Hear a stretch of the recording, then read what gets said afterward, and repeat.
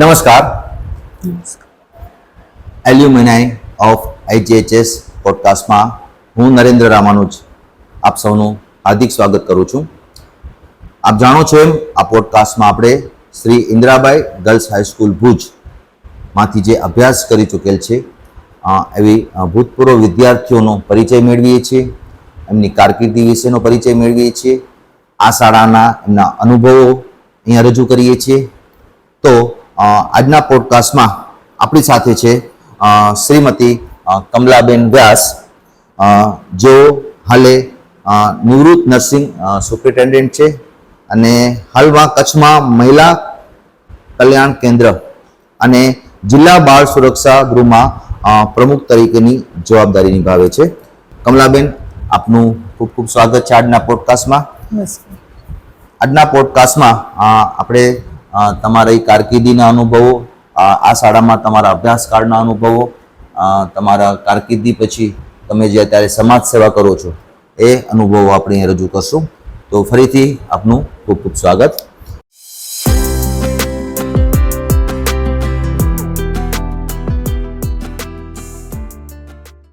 જી Kamlaben, IGHS Shri Indirabai girls high school Bhuj, એની સ્થાપના અને ભૂતકાળ વિશે શું કહેશો આપ?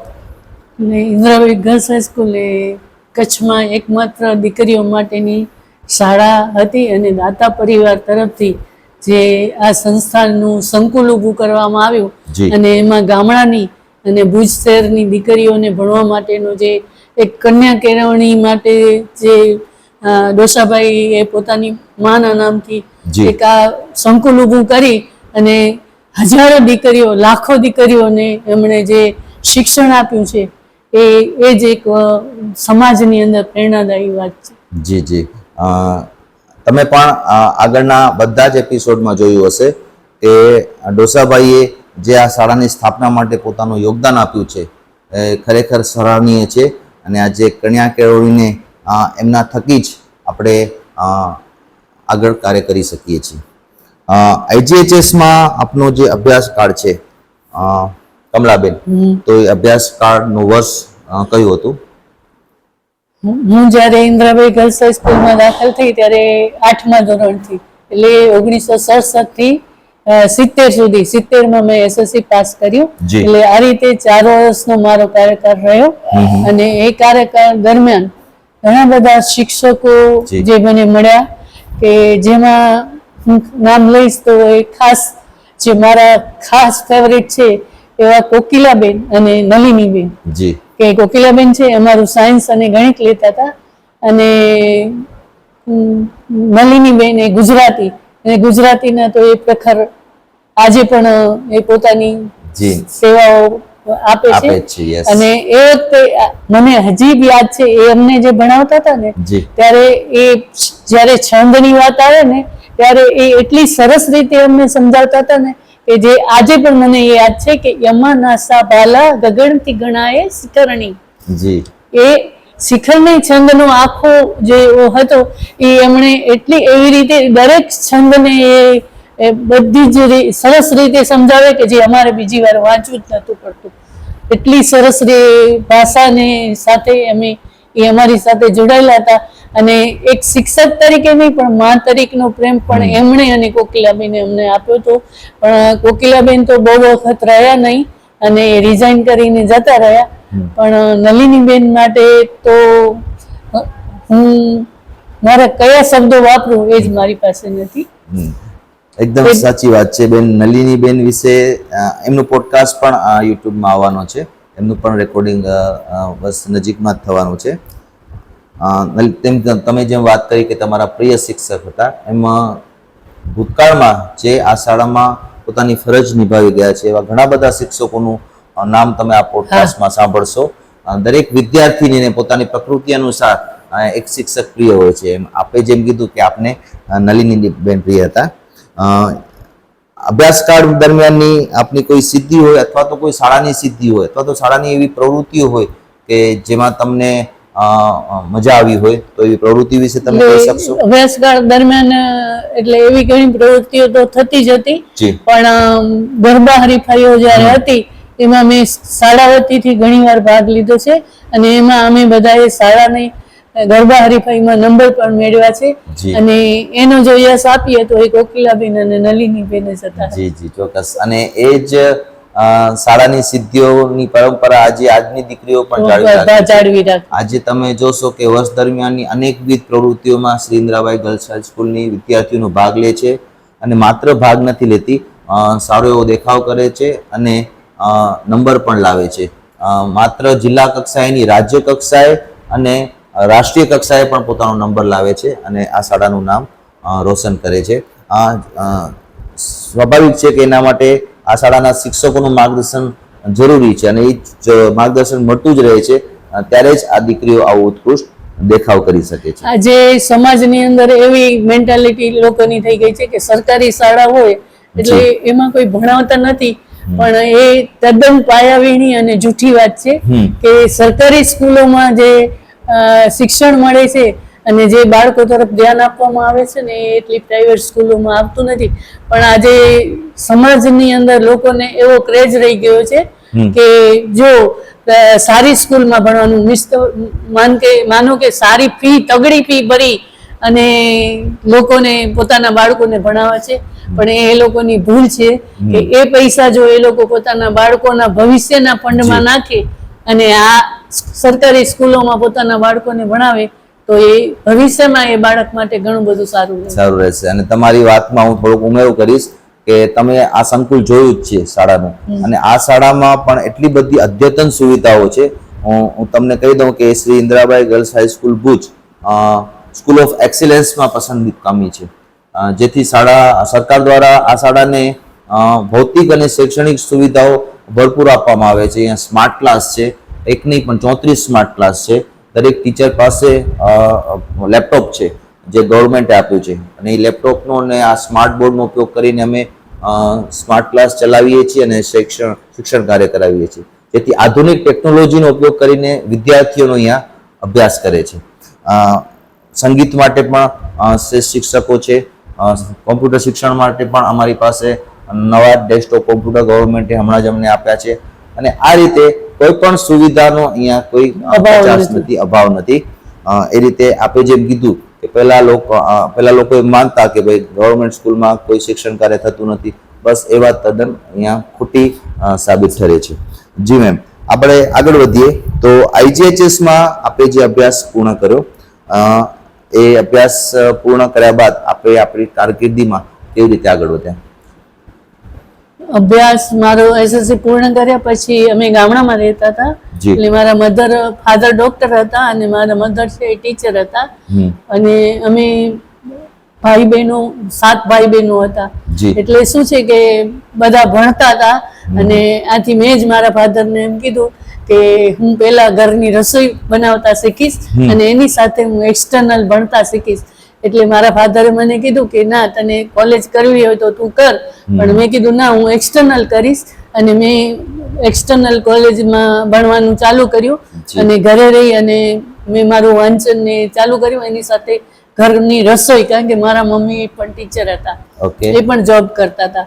એટલે એક રસોઈ બનાવવાનું કે દીકરી પણ જો ઘરની તમામ જવાબદારી ઉપાડે તો મા બાપને ઘણો બધો સહકાર રહે.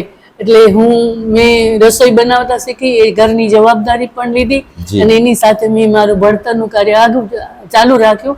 અને ત્યાર પછી રાજકોટની અંદર એક જાહેરાત મેં વાંચી કે જેમાં ઓપન ઇન્ટરવ્યુ હતો નર્સિંગનો, અને ઓપન ઇન્ટરવ્યુ મેં આપ્યો અને બે ધડક એમાં હું પાસ થઈ ગઈ. ઇન્ટરવ્યુ આપવાની સાથે એની સાથે હું મારી નાની બેન પણ, એને પણ ત્યારે જ SSC પાસ કર્યું હતું, મેં એને કીધું તું પણ મારી સાથે ચાલ. એટલે અમે બંને બહેનો રાજકોટની અંદર નર્સિંગની અંદર ઇન્ટરવ્યુ આપી અને પાસ થયા. અમે બંને બહેનો પાસ થઈ ગયા. હા, વાહ, સરસ, ખૂબ સરસ. એટલે એમાં 15 સ્ટુડન્ટને લેવાના હતા અને 150 દીકરીઓ એમાં હતી. એમાંથી મારો ફર્સ્ટ નંબર હતો, કે જે મને ગર્વની વાત છે મારા માટે. ખૂબ અભિનંદન એ માટે. આભાર.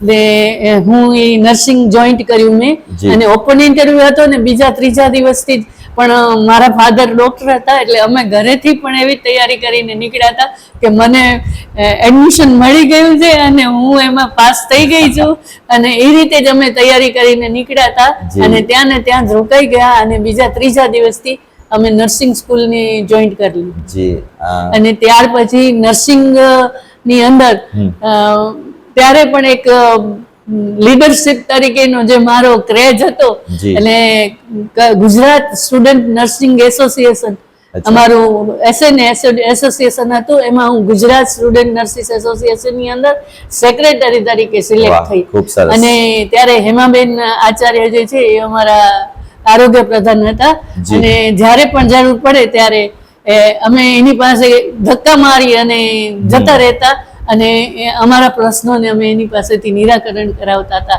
કારણ કે હું પણ એક આચાર્યની દીકરી અને એમાં બેન આચાર્ય એટલે એના જે માણસો કામ કરતા હતા ને એને એમ કે આ એમાં બેન ની કંઈક સગી છે એટલે એ અમને એટલે અમે એની પાસેથી ઘણા બધા નર્સિંગના પ્રશ્નો હલ કરાવ્યા એ અમારા માટે આનંદની વાત છે અને આજે પણ હું નર્સિંગ કર્યા પછી મેં નર્સિંગની સેવાઓ આપી એટલે મેં 22 વર્ષ જ્યુબિલી હોસ્પિટલની અંદર ગાયનેક ડિપાર્ટમેન્ટ સંભાળ્યું અને જ્યુબિલી હોસ્પિટલમાં જ્યારે ભૂકંપ આવ્યો ત્યારે હું ઓન ડ્યુટી પર હતી અને હું 8 વાગે ડ્યુટી પર ગઈ એક પેશન્ટની ડિલિવરી થઈ હતી એને રજા આપી અને રજા આપ્યા પછી હું મારો ડ્રેસ ચેન્જ કરી અને હું ટેબલ પર બેઠી હતી ને ત્યાં ધણધણવા માંડ્યું એટલે મને એમ થયું કે શું છે પણ કોઈ એવી અલૌકિક શક્તિ હતી કે જે મને બહાર ખેંચતી હતી એટલે હું મારું પાકીટ ને લઈને બહાર નીકળી ગઈ અને બહાર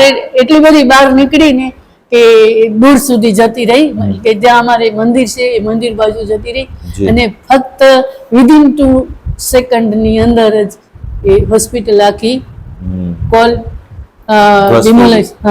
ઘસાઈ ગઈ અને મને એક ભગવાને બચાવી લીધી અને કદાચ આ કોઈ એવા કઈ કાર્યો મારા માટે બાકી હશે એટલે ઈશ્વરે મને બચાવી લીધી ચોક્કસ ઈશ્વર કૃપાથી આપને હજી સેવા કરવાની હતી એટલા માટે ભગવાને તમને એ રીતે આગળ વધાર્યા છે અને ત્યાર પછી અમારી હોસ્પિટલ છે એ લાલન કોલેજમાં હતી એટલે લાલન કોલેજની અંદર મેં કામ કર્યું અને પછીનો જે મારો 10 વર્ષનો કાર્યકાળ છે ને એ મેં જીકે જનરલ હોસ્પિટલની અંદર આમ જીકે જનરલ અને જ્યુબિલી એક જ છે પણ એક પાર્ટ હતો એટલે અમારો પગાર કે રજાઓ કે બધું ત્યાંથી થાય હેન્ડલિંગ પણ ત્યાંથી થાય પણ પછી એટલે ત્યાં મેં હેડ નર્સ તરીકેની સેવાઓ આપી અને ત્યાર પછી સુપ્રિન્ટેન્ડન્ટની સેવાઓ આપી અને એ સેવાઓ દરમિયાન અમે નર્સિસ ડે ઉજવીએ કે અમે દિવાળી ઉજવીએ કે પછી ગુજરાત ડે ઉજવીએ અમારા નર્સિસના ઘણા બધા પ્રોગ્રામ કરી એમાં એક લીડરશિપ લઈને મેં કામ કર્યું અને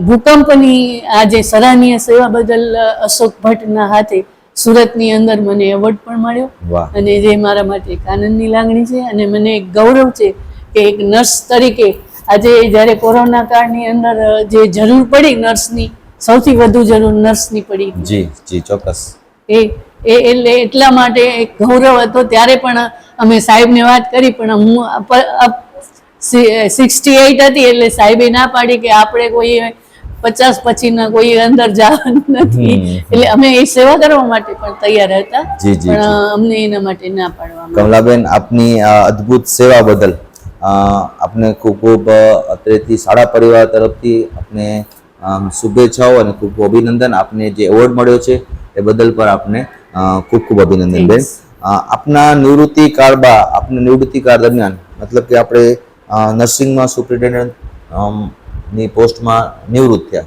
અને ત્યારબાદ આપે કઈ પ્રવૃત્તિમાં રસ લીધો નિવૃત્ત થયા પહેલા પણ એટલે ભુજની અનેકવિધ સંસ્થાઓ છે જેવી કે ઇન્દિરા ક્લબ છે પીપીસી ક્લબ છે પછી ઇનરવીલ ક્લબ છે કે જે રોટરી સાથે જોડાઈ છે ને જેનું કામ જ અનેક સેવાકીય કામોનું છે એમાં પણ હું ઘણા વર્ષોથી જોડાયેલી છું અને અમારી ભારતીય સેવા મંડળ છે એ પણ સેવાકીય કામો કરે છે આવી રીતે ભુજની અનેકવિધ સંસ્થાઓ સાથે હું જોડાયેલી છું પણ જો અત્યારે સૌથી અગત્યની વાત કરું તો મારા નિવૃત્તિ કાળને હું પ્રવૃત્તિમાં જો મેં બનાવ્યો હોય તો એ છે એટલે છેલ્લા 2001 થી હું કચ્છ મહિલા કલ્યાણ કેન્દ્રની અંદર કારોબારી સભ્ય તરીકે કામ કરતી હતી, પણ 2016 થી મેં પ્રમુખ પદ તરીકેની મારી જવાબદારી સ્વીકારી છે. અને આજની તારીખમાં એ અનાથ અને કાયદાકીય સકંજામાં આવેલી દીકરીઓ, બાળકો અને બહેનોની કાળજી અને રક્ષણ કરવાની જવાબદારી નિભાવું છું.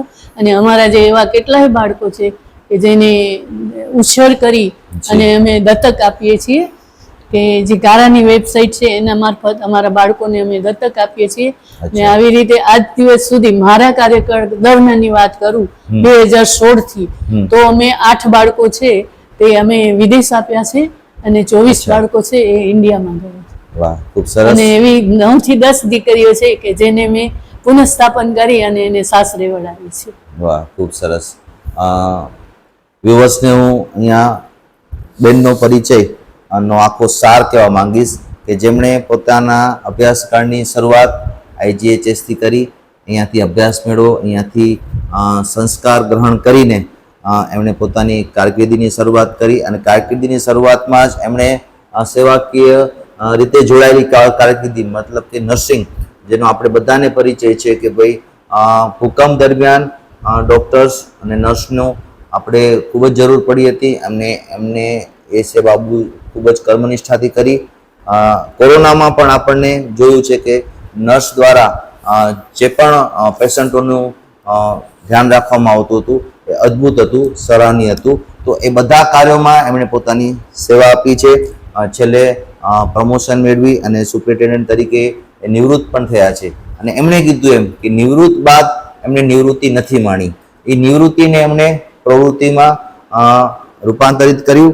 અને એ હાલમાં કચ્છ મહિલા કલ્યાણ કેન્દ્રમાં અને જિલ્લા બાળ સુરક્ષા ગૃહમાં પણ પ્રમુખ તરીકેની પોતાની જવાબદારી નિભાવે છે.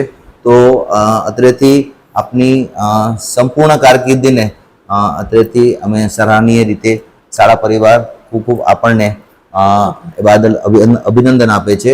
અને આપ આવી પ્રવૃત્તિઓમાં સતત કાર્યરત રહો, સમાજને ઉપયોગી બનો છો, સમાજની સ્ત્રીઓ અને સમાજના બાળકોને જે રીતે આપ મદદ કરો છો એ બદલ આપને ખૂબ ખૂબ અભિનંદન.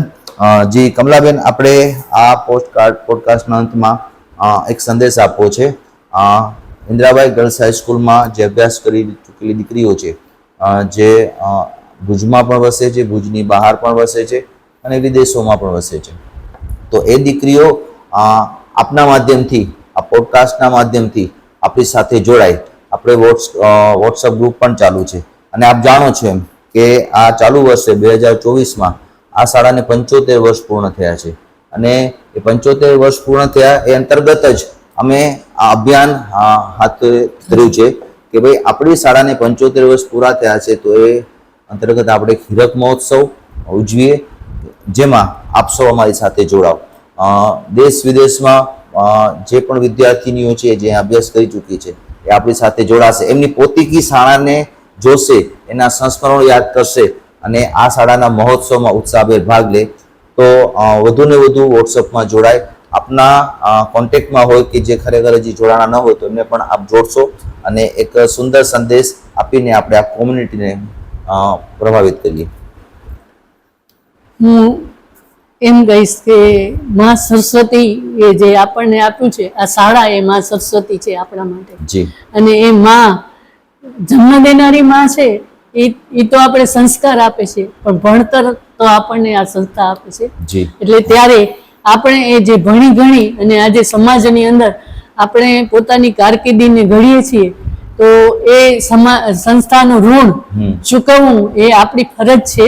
અને ત્યારે આપણે આ માધ્યમથી હું આપ સૌને કહેવા માંગુ છું કે જ્યારે પણ આપણે આ સંસ્થા 75 વર્ષ હીરક મહોત્સવ ઉજવી રહી છે, ત્યારે આ સંસ્થામાંથી ભણી ગણીને ગયેલી જેટલી દીકરીઓ છે એ બધી જ દીકરીઓ આ સંસ્થાની અંદર પોતાનું ઋણ અદા કરવા આવે અને સંસ્થાની એક ગૌરવભેર માનભેર એમ કહી કે હું આ શાળાની દીકરી છું, હું ભણેલી છું, અને એ રીતે પોતાની વાતને વહેતી મૂકે અને સંસ્થામાં આવી અને આ હીરક મહોત્સવને સફળ બનાવે.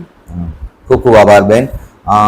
બેન જે સંદેશ આપ્યો એ સંદેશ મુજબ મારી તરફથી પણ વિનંતી કરું છું, આ શાળા પરિવાર તરફથી પણ વિનંતી કરું છું કે આપ જે રીતે આ પોડકાસ્ટ જોવો છો એ પોડકાસ્ટમાં જો આપ જોડાવા ઈચ્છતા હો તો મારો સંપર્ક નંબર ડિસ્ક્રિપ્શનમાં છે, મને સંપર્ક કરી શકો છો. હું તમને યોગ્ય તારીખ ફાળવીને આપણે આ પોડકાસ્ટ રેકોર્ડ કરી શકશું.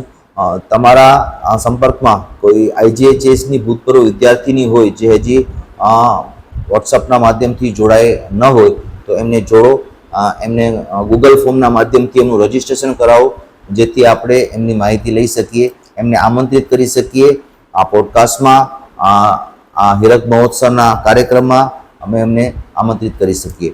તો ખૂબ ખૂબ આભાર કમલાબેન, આપે આપનો કિંમતી સમય આપી અને આ અમારી કોમ્યુનિટી છે ભૂતપૂર્વ વિદ્યાર્થીઓ, ઇન્દિરાબાઈ ગર્લ્સ હાઈસ્કૂલની ભૂતપૂર્વ વિદ્યાર્થીઓને આપે સુંદર સંદેશ આપ્યો, આપના અનુભવ શેર કર્યા, આપની કારકિર્દી, આપનો અભ્યાસકાળ શેર કર્યો, એ બદલ આપનો ખૂબ ખૂબ આભાર. આભાર આપનો કે તમે મને લાયક ગણી અને તમારા બ્રોડકાસ્ટમાં મને આમંત્રણ આપ્યું, એ બદલ આપનો પણ thank you very much. Next એપિસોડમાં આપણે ફરીથી મળશું આવા જ એક એલ્યુમિનાઈ સાથે. Thank you very much. ખૂબ ખૂબ